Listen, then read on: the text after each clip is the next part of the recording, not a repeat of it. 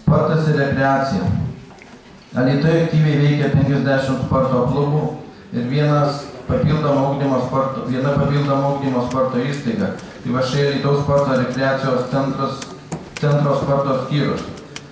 Šiose organizacijos aktyviai sportavo per 4600 alytiškių, 120 sporto stovyklose treniruotis ir laisvalaikį derino per 2500 dalyvių.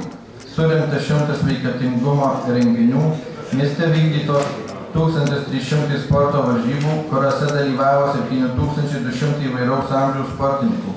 Alytuje oficialiai dirba 148 kūno kultūros ir sporto specialistai, turintys aukštąjį išsilavinimą arba licenciją.